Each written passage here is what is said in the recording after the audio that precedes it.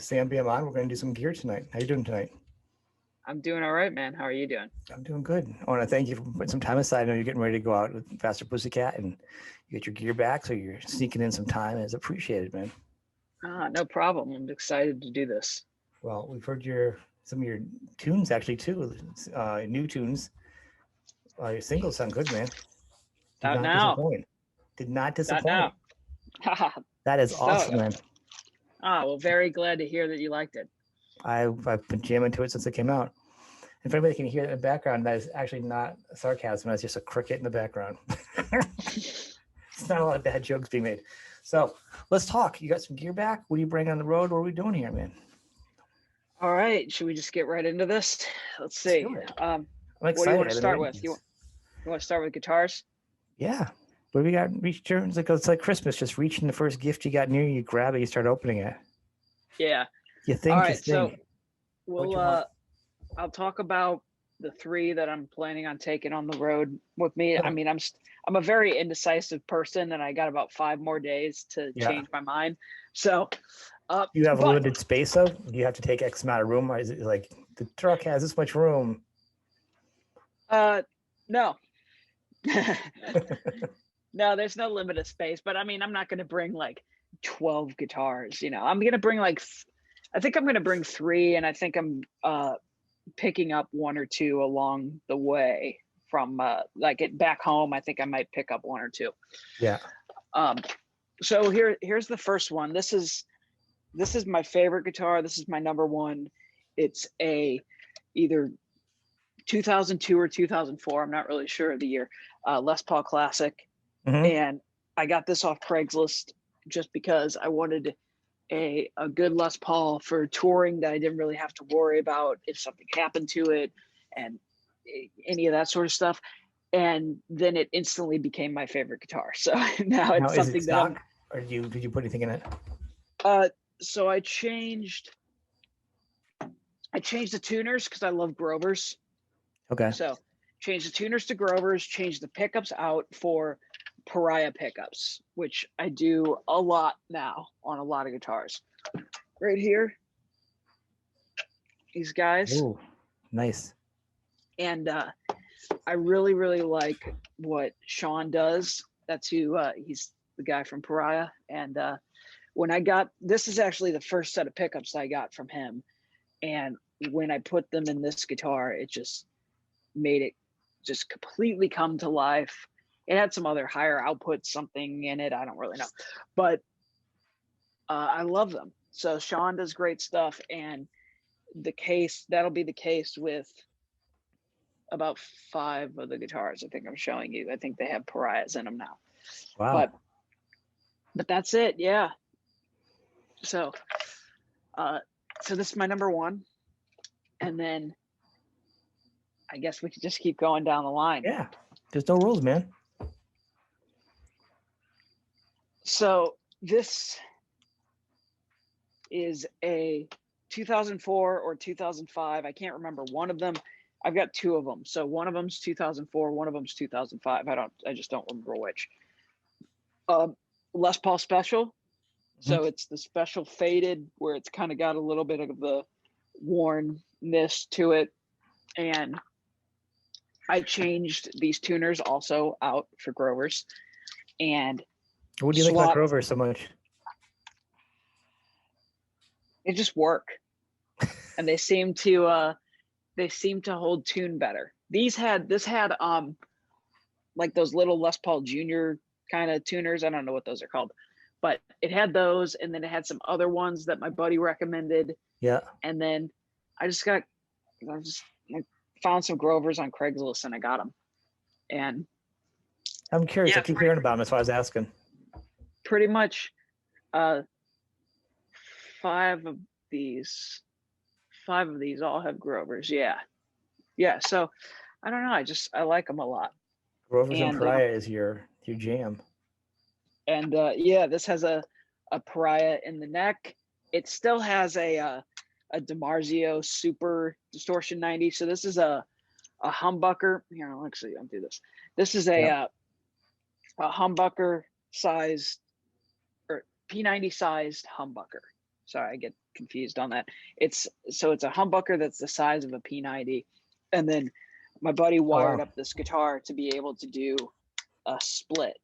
So with Faster Pussycat, there's a lot of stuff like one guitar player of the original guys, like one guy would be playing a Strat and one guy would be playing a Les Paul. So this is kind of a guitar that if anybody likes the band or knows of the songs, like I'll use for like Cat House or Where There's a Whip, where it kind of has like a little bit of, I don't know, somewhere in between a Les Paul and a Strat, kind of somewhere in there.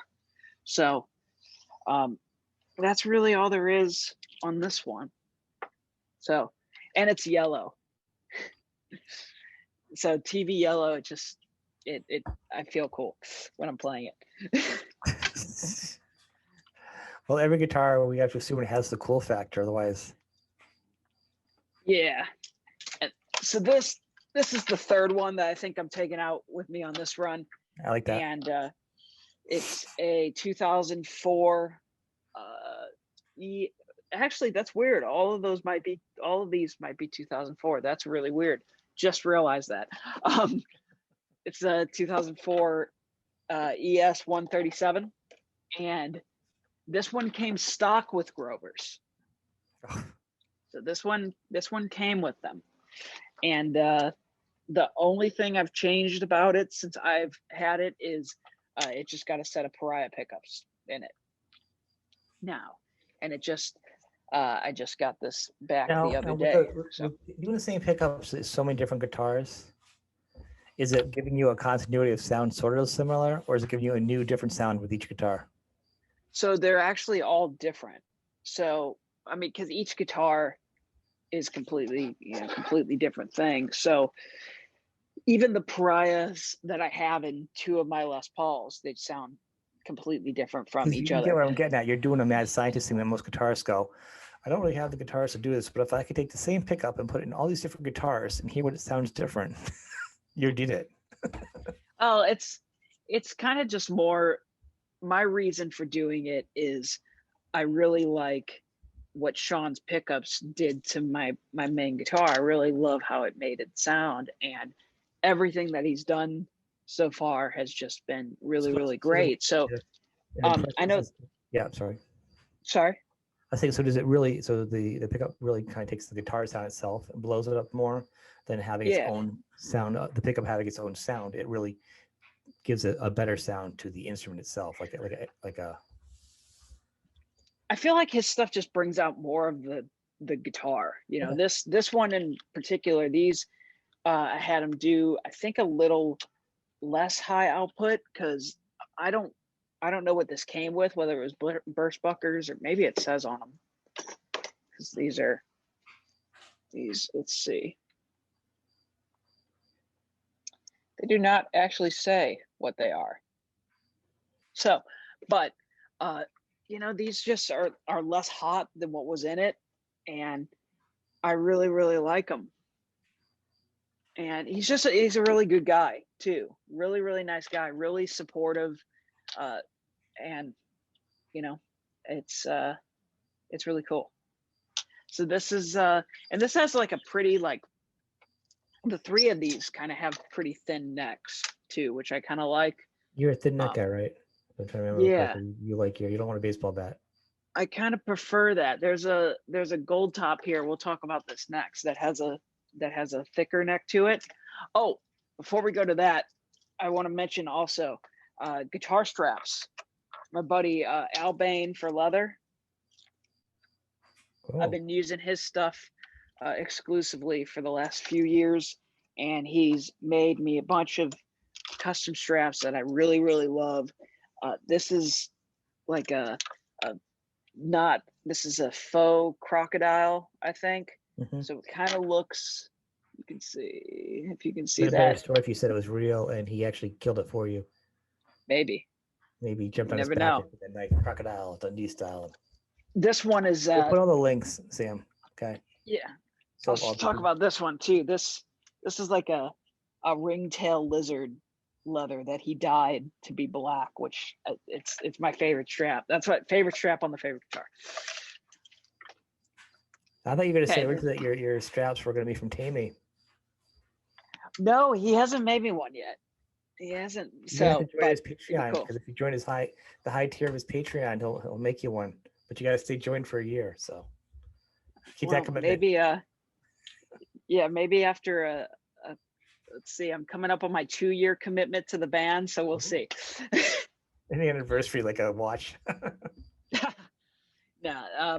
So yeah, this is I'm not taking this on this run. This is mostly I use this for like The gold top. drop C. Yeah. This is a 2012 traditional. And it's gold. And I use this, I've got it with some thicker strings on for like drop C and maybe even lower. What do you use it for? Well, yeah, I didn't ask you before. So what strings are you using? Gauges? I'm always curious. Gauges. For the low stuff, I've got I think these, it's 11 to 54. No, sorry, 11 to 52. So that's 11, 14, 18, 30, 42, 52. That's just for low tunings. On my main guitars, I'm using these, the Ernie Ball Mega Slinky. Mm-hmm. It's something they just came out recently. It's 10 and a half. So 10 and a half, 13 and a half, 17 and a half. Why not go to 11? These go to 20. I've used 11s for the last 5 years. No, I was doing the Spinal Tap thing. But it goes to 10 and a half. Why not go to 11? I got it. So have you used the 10 and a half yet? Strings? Yeah, I've been using these for the last little while. I don't remember how long. I've used 11s for like 5 years, but just with both of the gigs, with Faster Pussycat and with Butterside, both bands are in standard a lot. Well, Butterside isn't in standard very much anymore with a lot of the new stuff that we're writing, but being in standard tuning, it's just, I just wanted a little, like 10s were too light for me, but then 11s were just kind of, I still liked it, but 11s felt perfect to me at E flat. And then I tried these just for fun and I haven't stopped using them since. So I just ordered a ton of them for this tour from Ernie Ball. But yeah, so that's this one. And then yeah, these pickups got changed for Pariahs as well. They were slightly different. Yes. Aha. Yeah. Well, makes sense. I guess if you weren't, you should be. Yeah, I'm endorsed by Friedman, Supro, Pariah, Albane for leather, Coffin Case, Ernie Ball, Solo Dallas. I'm missing one or two, but I'll think of it. In tune guitar picks, but we'll get to all those. Yeah. Okay, so that's this one. Also change the tuners for Grovers. I might have to do some of this. Okay, this guitar does not have Grovers, so we'll talk about this. And it does not have Grovers, and it does not have Pariah pickups yet. This is a 71 or so Les Paul Custom that I got off Craigslist. What is that? Is it dark blue or black? Oh, it's black. It's hard to tell with your submarine lighting there. Yeah. I don't really like white light too much. So the story with this guitar is I had gotten in an accident where myself, my father, and a friend were rear-ended by a drunk driver coming home from a gig one night, and basically this guitar kind of showed up on Craigslist right after, some insurance money came in, and my friend sent me this guitar. He saw it on Craigslist because I had kind of been looking around just for fun, and he did like a search of all of Craigslist, and this guitar had accidentally gotten listed in computers or something like that. So I messaged the guy around like 2 a.m. I was coming home from a gig, and then he messaged me back at like 4 a.m. I was still awake because I couldn't stop thinking of this thing. And I talked with him for a while, and then he was like, oh, well, I leave town at, whatever this time. So I got like 3 hours of sleep or something, got up, and I'm like, I just got to feel the neck. I got to feel how the neck feels. I got to feel the frets. And I felt it, and that was it. I'm very much, I do everything kind of just by feel. There's not really any like technical stuff really. Everything's just kind of like a feel Well, thing for me. I think that's very common with guitar players. It's very tactile. Yeah. A lot of people say like, on the neck, if it's too thick, with Joe Bonamassa, he has like a baseball bat thick or whatever type of guitar, but like most people have like a certain thing, or they'll say in the back of the neck because it's too slim, or I mean, everyone's got their little thing. There you go. Which this one already had. Because it makes a difference to some people and the way it feels, and it's just, or Yeah. you know. So, this was just a real lucky find because it's and for what I got it for, it was just priced way lower than one of these guitars should have been. But I'm very thankful to have it. It's kind of like the first really great Les Paul that I got, and it's just been really special. So it kind of sent me on this thing where I've kind of gotten all these other guitars here and there just because I love it. So that, yeah, this one still has the original pickups and still has, I want to swap them for Pariahs, but we haven't done that quite yet. But yeah, I really like this guitar.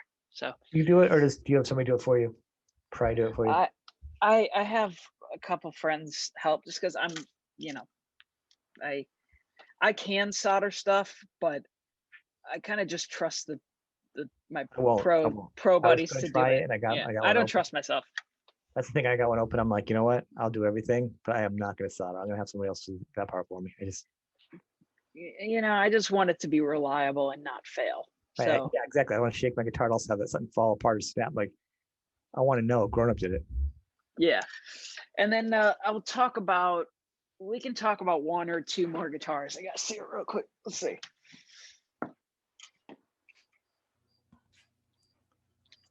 This one is basically the other half of that yellow one, the yellow Les Paul Special. Sorry, it's got like a mirror pick guard, so it's going to look all weird. I like that, but it's got a Bigsby on it, right? Yeah, so I got this. I like that. Before the Faster Pussycat tour, the first one that I did about 2 years ago, and found it on Craigslist. Kind of the biggest reason that I got interested in it was the Bigsby, because I'm like, oh, that's really cool. It's the same guitar as my yellow Special, but it's got a Bigsby. And turns out it's really annoying. But no, they look really cool. But then I've hold them. I'm like, does this feel like I'm holding like an old car, a piece of an old car engine or something? It's no, it's really cool. And I got this Vibramate thing that helps for stringing it. Mm-hmm. And yeah, this one is the same setup as the yellow one. So it's got the push pull. It's got the Pariah in the neck, the Marzio Super Distortion 90 in the bridge. It's got Grover's from Craigslist. Yeah, and I swapped the pick guard. The pick guard was just black, and then I wanted a mirror pick guard, and I've changed the knobs. They don't really have the numbers on them or anything, but I just kind of thought it looked cool. I like that. I like that a lot. I love guitars that are rigged up like cars that are sleepers. When you can split it. I got a guy that does the same thing. He'll split it to like 3 different places. Do like a crazy wiring job, and you'll be like, get all kinds of sounds. You know what I mean? And then I'll just show one more thing, just out of the Gibson realm, since all of these that we just talked about were Gibsons. This is a Nash Telly, so it's kind of like a Telly Deluxe. Not really too much to say about this. I haven't changed anything on it other than the knobs, just because the other knobs were kind of a little close together. But this has lollers in it, and they come with lollers in them. And I got this off a buddy a few years ago, and it's just a really cool guitar. I really like it a lot. I don't really have any traditional kind of Tellys, but I'll get. Well, I was gonna say I don't. In a lot of bands, a lot of rockers lately haven't had a lot of Tellys lately because usually finding different music. You know what Yeah, I I mean? mean, I love them though. I love tellies. But this one has the humbuckers, which I really really like. It's it's similar to a Les Paul, but it's got the feel of kind of more of a telly kind of thing. It looks kind of sturdy. I like the worn out relic look on it. Yeah, and some people don't like the relic thing, but I I like it like it. because then when I have a shiny pretty guitar like that hollow body, I feel bad hurting it. I feel I was bad. gonna say the exact same Yeah. thing. So, I'm like, but they're tools to me at the same time. I'm not super oh my gosh, the scratches, blah blah blah. I love that. for the first When time they start when getting you get more. it and it has been scratched yet, it's like a new pair of shoes. The first time you get a scuff, you're like, oh. Yeah. Now, when I was younger, much opposite. But stuff changes as you I get remember I got one of older my and guitars. I realize you dropped it. like other things. I still get Jurassic Park. Keep it with your theme, huh? Always. Uh, but we can talk about. I've been Yeah. using coffin case guitar cables for about the last 3 years almost. Actually, this exact cable, Johnny Coffin gave this to me like 3 years ago, and I've used this exact same cable for the last 3 years, and I've never had to change anything on it. It works great. I've got them all in the snake for the pedal board, which we can talk about next, or we can go to amps next. Either way. Pedalboard. Keep going. All right, let's go. So I just built this. Like, it just got finished last night. That's beautiful. And my friend Fitz helped me with this a lot. He helped with soldering all the cables and getting that together. But I wired everything and put it all together. This is a pedal board from a company I found on Instagram called Morton Pedalboards. Mm-hmm. Have you heard of them? I have not. I've been looking for pedalboards myself. That's why I'm really interested in this. This thing is really, really cool. These are like modular. Yeah, sorry, English. Modular parts that go together. So these are 3 different parts. So this bottom part is a part, top part's a part, and then the side thing is flat. So you can buy all these different parts and put them together to make your own, to the size you need instead of like the size you need, the layout you need. If you want the upper row to be raised up more, if you want your wah pedal to be flat. Because most times you don't get that. You get like 1 row or 2 rows. Yeah. Can you turn it around? How's it mounted? How are those mounted on there? Are they Velcro? Velcro. Okay. Yeah, just with Velcro. And so yeah, I really, really like this thing. I'm super excited to take it on the road. And the signal chain, so everything starts here with the Friedman buffer bay. Yeah. So goes from there into this fuzz pedal. So this green pedal is, I was playing in my hometown, which is St. Louis, Missouri. I was playing this really, really weird gig downtown and played before this band or played after this. I don't know. I asked this guy what this pedal was that he was using, and he was like, oh, it's some weird fuzz that I made. The guy made it. And then at the end of the night, he gave me this pedal. Oh, wow. And I've never seen the guy again. I have no idea who he is. I have no idea anything about this pedal other than I really like how it sounds. And it's just kind of a weird fuzz thing.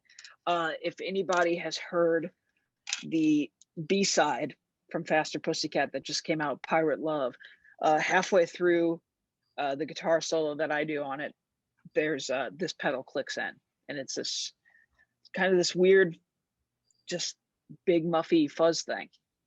So starts with that, goes into the Dunlop Mini Wah, which I love very, very much. I put like skateboard grip tape on it just to make it a little easier to grip. Goes from there into the J Rocket Rockaway Archer pedal. I don't know what it's called, but it's the Steve Stevens pedal. and it's based on, I guess, their Archer with an onboard EQ, which is really, really cool to be able to just like bump the mids up in your leads. So that's what I use that as. I use that as my overdrive for leads. Now, is there anything like passive, so you can kind of pass through certain things if you want? Sorry? Now you can pass through some of those, right? If you don't want to use them. Like if they're passive devices, you can kind of go through other ones. Oh, not having like other true bypass or something? Yeah. Yeah, I don't really know how that works. I wasn't 100% sure myself. That's why I was asking, because I know some bypass certain things on those. Oh, yeah.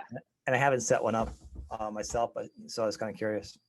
You know, but I just hit on that when I need more gain for a part or, you know, for a lead. So I hit on that. And then it goes from there into the tuner, which this is just a Boss TU2 that I got really bored one day and I sanded the finish off of.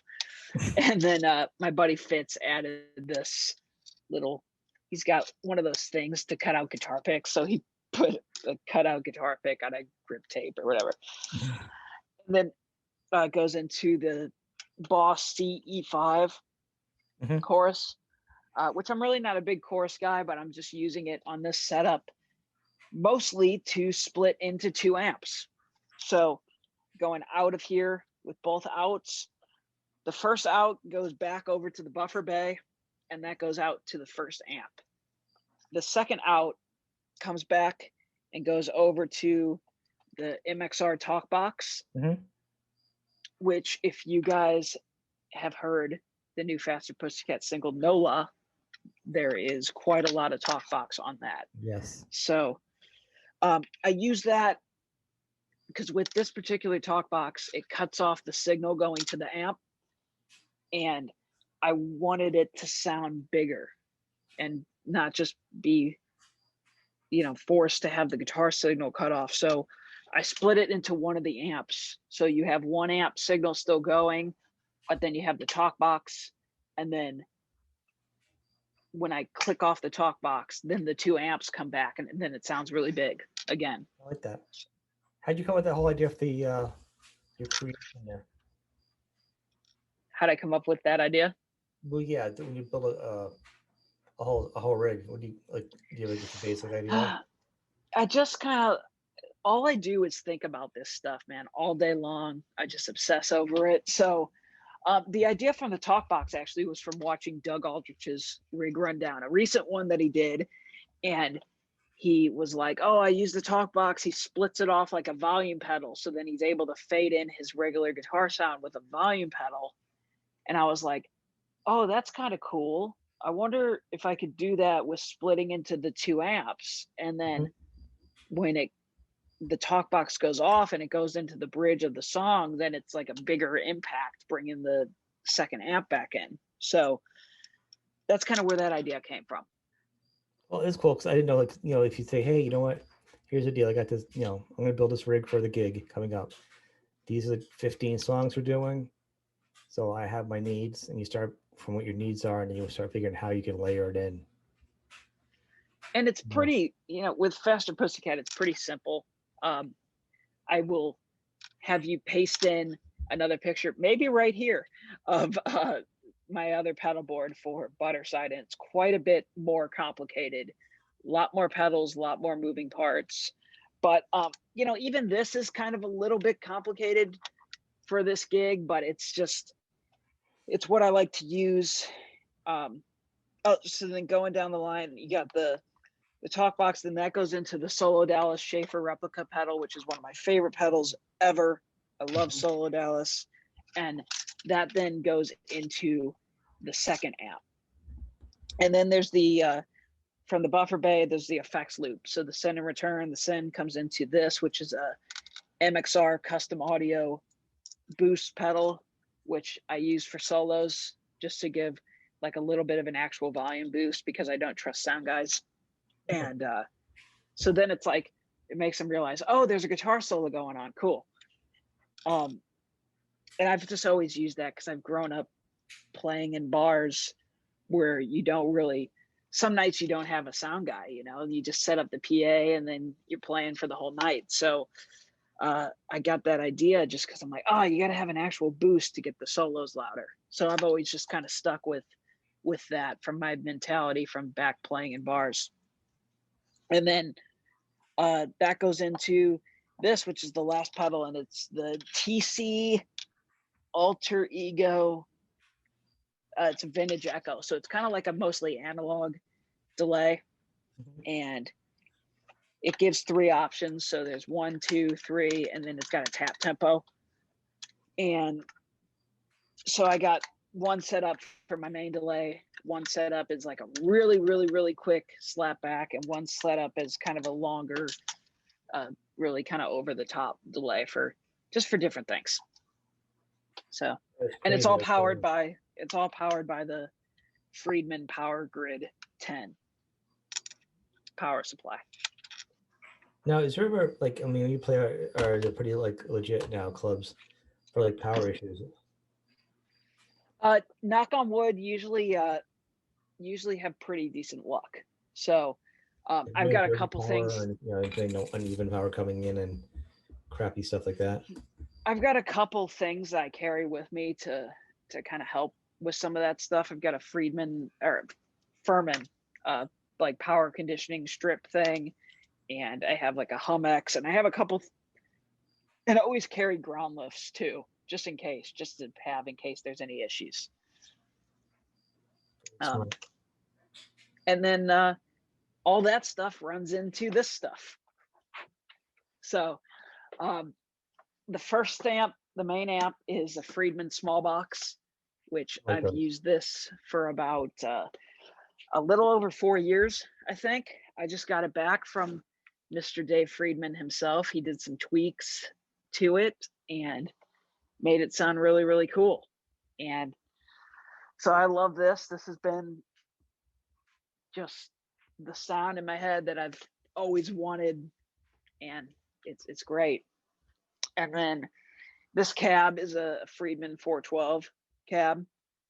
On the road with Faster, I'm going to be using a couple of their Black Star cabs just for ease, to make stuff a little easier. And they have 2 of them, so I like being able to use a couple. And then this is a Supro Black Magic. This is just the cab. I just threw that up there so you could be able to see it, but I'm using the 112 combo along with this cab, so it's a little mini stack. And I really, really like these amps. I got the idea of using these after I did these sessions in New York back in September, end of August, early September, for this artist named Dorothy. And we didn't use a single half stack amp. We got all these giant tones with all these little combo amps and stuff. So that's where I got the idea to do the Supro thing. And I'm really liking how it's working out so far. So the with this rig, Friedman's the main, Supros are the secondary, and the talk box side of the rig with the Solo Dallas runs into the Supros. Wow, that's crazy, man. Good job. That's a lot of fun. I mean, like I said, I obsess over gear, man. All I do is look on Craigslist and Reverb all day, or watch rig rundowns, or just think of how to make it better, and just always trying to improve things, because I'm obsessed. That's my drug. You know, I don't party or do drugs or anything like that. Music and gear and everything about it is what, you know, a lot of people do. Not the ones that are really working. Exactly. You know, they might have a few beers nowadays, some old timers, but really, all the guys, I'm sure you know, Tammy's clean. All the guys that really work hard and really put on a show are clean at this point. Yeah. It's really the way to go. You know, yeah. And let's see what else. For picks, I just got these for this run. I got a few different designs with Intune that I put together just for this run. So this is kind of like the old school logo with a skull. and then I did Nice. some picks for the single with the single logo or the single art on it. Oh wow.